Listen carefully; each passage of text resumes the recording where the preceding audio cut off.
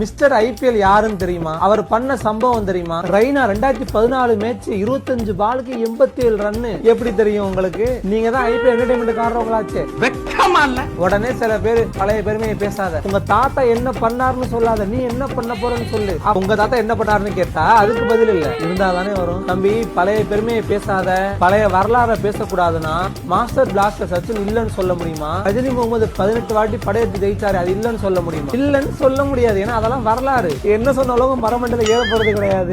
Mister ஆப்சர், Suresh ரெய்னான்னு ஒருத்தர் இருந்தாரு, உங்களுக்கு தெரியுமான்னு கேட்டீங்க. சுரேஷ் ரெய்னான்னு ஒருத்தர் இருந்தாரு, அது எங்களுக்கு தெரியும். அவரு வந்து சிஎஸ்கேக்காக பிளேஸ் ஆஃப்லயும் ஃபைனல்ஸ்லயும் எவ்வளவு கஷ்டப்பட்டு வின் பண்ணி கொடுத்தாருன்னு தெரியும். அவரை எவ்வளவு கேவலமா நீங்க கைட்டி விட்டீங்கன்னு தெரியும். அந்த ஆப்ஷன் பிட்ல சுரேஷ் ரெய்னாவை கால் பண்ணும்போது ரீடென்ஷன் வாய்ப்பு இருக்குது, நீங்க ரீடைன் பண்ணிக்கிறீங்களான்னு அவர் கேட்கும் போது வேணான்ற கேவலமான ரியாக்ஷன் இருந்தது பாத்தீங்களா? அவரோட முக்காவாசி பங்கு பாத்தீங்கன்னா சிஎஸ்கேக்காக மட்டும்தான். மிஸ்டர் ஐபிஎல் அழைக்கப்படுறவருன்றீங்களே, அவரை போய் கேவலமா கைட்டி விட்டீங்களே, இதை பத்தி நீங்க என்ன நினைக்கிறீங்க? உங்கள சில மஞ்சாமாக்கள் சொல்றாங்க கேப்டன்சில கப் அடிச்சாதான் பேசணும்ட்டு.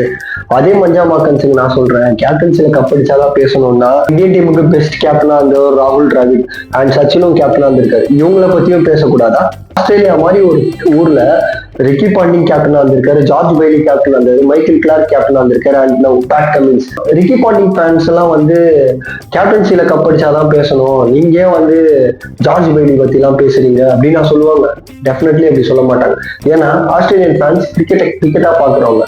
ஆனா நீங்க ஒரு மனுஷனையும் இந்தியன் டீமையும் அகெயின்ஸ்டா பாக்குறவங்க. இந்தியன் டீம்ல புது கேப்டன் வந்து கப் அடிச்சா சந்தோஷம்னு சொல்றது வந்து ரொம்பவும் கம்மி. உங்களை மாதிரி ஃபேன்ஸுங்களுக்கு ஒருத்தர் தான் கப் அடிச்சு கொடுக்கணும், ஒருத்தர் தான் எல்லாமே பண்ணணும் அப்படின்னு நினைக்கிறவங்க தான் நீங்க.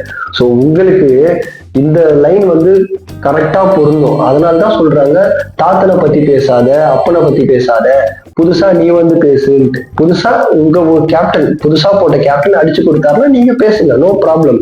நாங்க ஃபெயில்டு கேப்டன் தான், அதை நாங்க எத்தனை தடவை வேணா ப்ரூவ் பண்ணிட்டு போவோம். ஆனா நாங்க எந்த கேப்டனையும் ஃபெயில் பண்ணதில்லை. ஐபிஎல்ல மட்டும் பார்க்க ஆரம்பிச்சவங்க, இந்த கொரோனா லாக்டவுன்ல பார்க்க ஆரம்பிச்சவங்க மட்டும்தான் ட்ரோல் பண்ணுவேனே தவிர இந்த மாதிரி ஆளுங்களை கிடையாது.